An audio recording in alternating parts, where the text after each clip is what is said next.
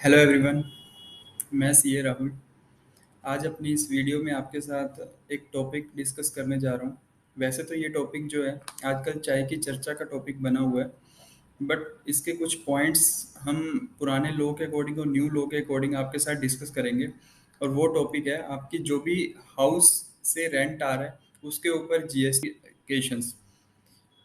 अब जीएसटी लगने के बाद बहुत सारे मीम्स ये बनने लग गए गवर्नमेंट सरकार के ऊपर या फिर बीजेपी सरकार के ऊपर कि जो भी आदमी की एक तीन नेसेसिटी थिंग्स होती हैं, रोटी कपड़ा और मकान, उनमें रोटी में अभी पीछे गेहूं में जीएसटी एप्लीकेबल हुआ है, कपड़े पे पहले हो चुका है, और अब बचा कुचा जो मकान था उसके ऊपर भी अब जीएसटी गवर्नमेंट ने लगा दिया। बट हम इसको एज ए लीगली प्रोविजन की तरह एक रीड आउट करेंगे कि हम ये समझेंगे इसमें कौन से पर्सन्स के ऊपर इसका इम्पैक्ट आने वाला है, किस रेंटिंग इनकम के ऊपर जीएसटी का इम्पैक्ट आने वाला है, और कौन अभी भी इनसे लैंडलॉर्ड्स होते हैं, जो टेनेंट्स होते हैं, वो अभी भी इस इनकम से बाहर हैं। So first what we learn, हम इंट्रोडक्शन इसका पढ़ेंगे। ओल्ड लॉ में हमारे पास रेंटिंग इनकम में क्या बताया गया था और कैसे वो कंसीडर होता था, हम उसके बारे में डिस्कस करेंगे। अमेंडमेंट आने के बाद क्या क्या चेंज करा गया, लॉ में कहाँ चेंज करा गया और इसका इम्पैक्ट कहाँ पे आया, वो डिस्कस करेंगे।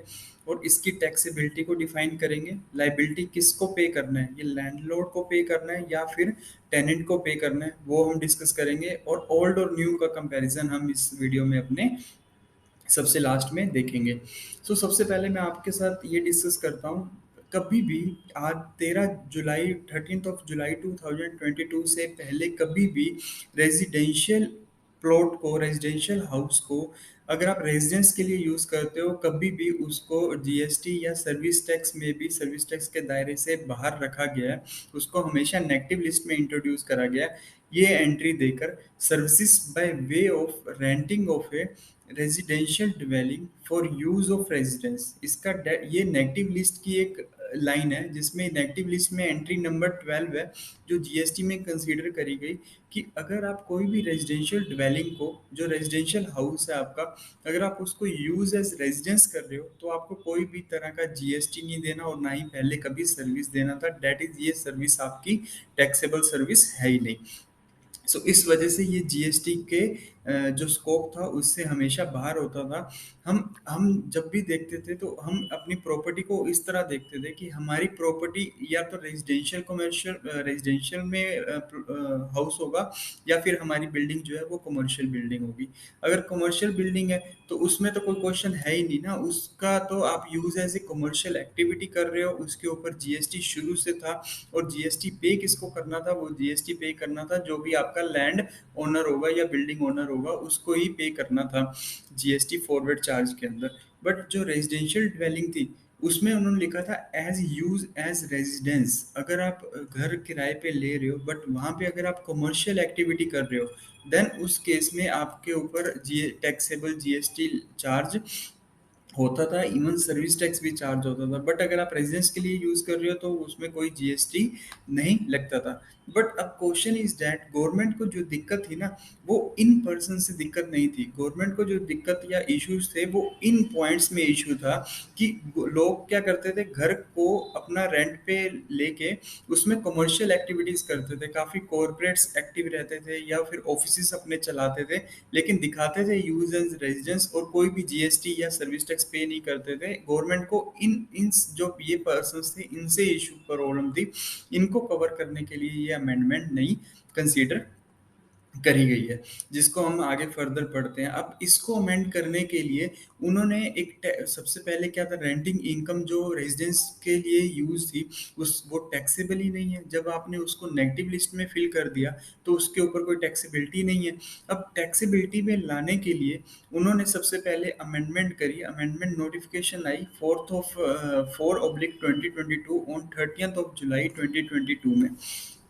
अब वो अमेंडमेंट क्या करती है, वो अमेंडमेंट इज सेड कि जो ये लाइन है ना, इसमें रेजिडेंस वर्ड के बाद आप एक एक वर्ड्स कुछ और, एक सेंटेंस और ऐड करवा दिया उसने, accept where the residential dwelling is rented to a registered person, that is जो आपका टेनेंट होगा अगर वो जीएसटी रजिस्टर्ड पर्सन है देन वो आपका नेगेटिव लिस्ट में नहीं है। चाहे वो कमर्शियल एक्टिविटी कर रहा है चाहे वो रेजिडेंस के लिए यूज कर रहा है आपको उसके ऊपर जीएसटी देना ही पड़ेगा। अब उस स्टेटमेंट को हम कैसे पढ़ते हैं, services by way of renting of residential dwelling for use of residence, ये नेगेटिव लिस्ट में थी, एक्सेप्ट उन सबको बाहर कर दिया जो रजिस्टर्ड पर्सन अपने रेजिडेंशियल ड्वेलिंग को रेंटिंग पे घर लेते हैं, उन सबको बाहर कर दिया और उन सबको कह दिया कि ये टैक्सेबल है जीएसटी में और इसमें आपको टैक्स देना पड़ेगा।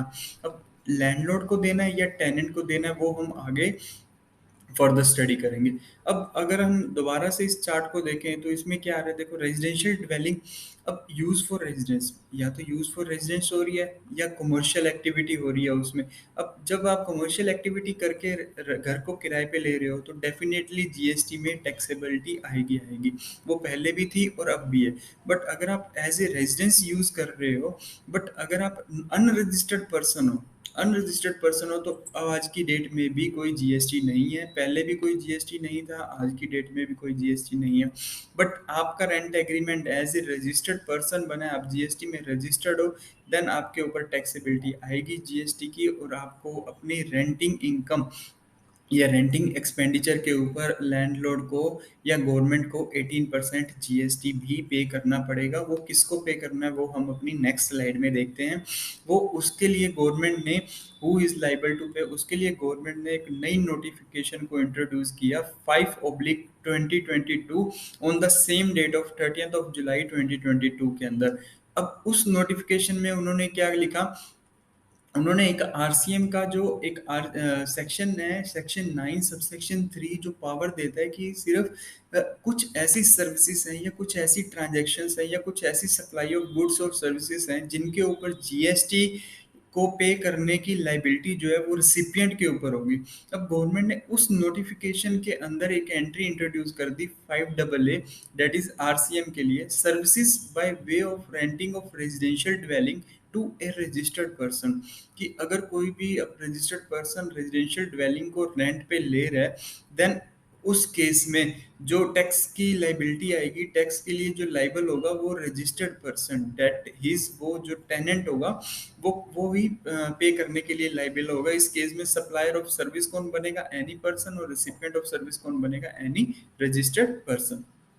सो अब नाउ क्या आ रहा है, देखो आपके पास ये फुल फुल फ्लैश ये एक एक चार्ट है जिससे आप प्रॉपरली आपको क्लियर हो जाएगा कि हमारे पास अगर प्रॉपर्टी कौन कौन सी है। सबसे पहले आपके पास अगर कमर्शियल प्रॉपर्टी है सो आप उसको जब भी दोगे रेंट पे सो उसके ऊपर जीएसटी आएगा ही आएगा, और लैंड लॉर्ड को, लैंड ओनर को या उस प्रॉपर्टी के ओनर को उसके ऊपर जीएसटी टेनेंट से चार्ज करके गवर्नमेंट को पे करना होता है के विद रिस्पेक्ट टू उसकी थ्रेशोल्ड की लिमिट्स कितनी है या कितनी नहीं है। अब क्वेश्चन आता है यहाँ पे, अगर आपकी प्रॉपर्टी रेजिडेंशियल है, सबसे पहले आपने ये देखना आपने उसको रेंट पे यूज एज रेजिडेंस के लिए दिया है या फिर यूज फॉर कमर्शियल एक्टिविटी लिया है। अगर किसी बंदे ने उसको कमर्शियल एक्टिविटी के लिए लिया है उसके ऊपर जीएसटी तो है, पहले भी था, आज भी जीएसटी है। अब लेकिन बात ये आ रही है अब लाइबल टू पे में, अगर वो रजिस्टर्ड पर्सन है, चाहे वो कमर्शियल एक्टिविटी को रजिस्टर्ड पर्सन ले रहा है देन उसके केस में रिवर्स चार्ज आ जाएगा, अगर अनरजिस्टर्ड पर्सन ले रहा है देन उस केस में वहाँ पे एक फॉरवर्ड चार्ज आपके पास आ जाएगा। बट अगर वो यूज एज रेजिडेंस ले रहा है, अनरजिस्टर्ड पर्सन है, तो उस केस में कोई जीएसटी नहीं आएगा। अगर वो रजिस्टर्ड पर्सन है देन टैक्सेबिलिटी आ जाएगी जीएसटी की और रिवर्स चार्ज में आएगा, और रजिस्टर्ड पर्सन को रिवर्स चार्ज में जीएसटी को पे करना पड़ेगा। ये आप डायग्राम से आप समझ गए। इसके बाद हम कंपैरिजन करते हैं कि ओल्ड और न्यू लॉ के अकॉर्डिंग कहाँ कहाँ डिफरेंस आए हैं हमारे पास जीएसटी में। अब आप ये समझो प्रॉपर्टी जो है हमारी पहले रेजिडेंशियल प्रॉपर्टी है, सारी प्रॉपर्टीज हमारी रेजिडेंशियल ही है, हम इसको रेजिडेंस के लिए यूज कर रहे हैं, और पर्सन जिसने रेंट पे मेरा घर लिया या मेरी प्रॉपर्टी ली है वो अनरजिस्टर्ड है, पहले भी वो एग्जम्प्ट था, आज की डेट में भी वो एग्जम्प्ट है, उसको कोई भी चिंता करने की ज़रूरत नहीं है। जो लोग आज के टाइम पे डिस्कस कर रहे हैं वो ज़्यादातर यही लोग हैं कि रेंटिंग इनकम के ऊपर गवर्नमेंट ने जीएसटी लगा दिया, ऐसा नहीं है। अगर आप एज ए अनरजिस्टर्ड आप घर को किसी भी रेंट लेते हो तो आपको जीएसटी ना तो गवर्नमेंट को ना अपने लैंड ओनर को पे करने की ज़रूरत है।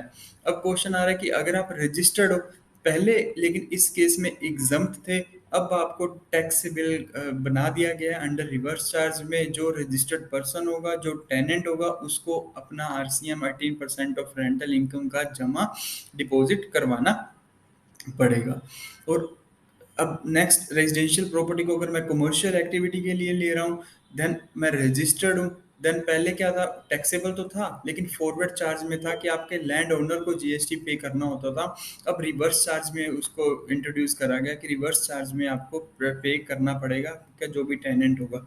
और कमर्शियल एक्टिविटी है, अनरजिस्टर्ड है, पहले भी फॉरवर्ड चार्ज था, आज भी फॉरवर्ड चार्ज है, कोई चेंज नहीं हुआ। अगर कमर्शियल एक्टिविटी के लिए यूज हो रहा है, कोई भी पर्सन उसको ले रहा है, पहले भी फॉरवर्ड चार्ज था, आज भी फॉरवर्ड चार्ज है, उसमें भी कोई डिफरेंस नहीं आ रहा है। सिर्फ जो मेजर मेजर जो चेंजेस करा गया है वो इस एरिया को कवर करने के लिए गवर्नमेंट ने चेंज करा है कि जो भी पर्सन रेजिडेंशियल प्रॉपर्टी को as a use as residence बोल के रेंट पे लेते हैं, बट वहां से अगर वो ऑफिस का काम करते हैं, अपनी ऑफिस चलाते हैं, तो उस केस से हमें उनसे जीएसटी कलेक्ट करना है, और वो जीएसटी रिवर्स चार्ज में कलेक्ट करना है, और वो भी टेनेंट उसको पे करेगा at the rate of the 18%।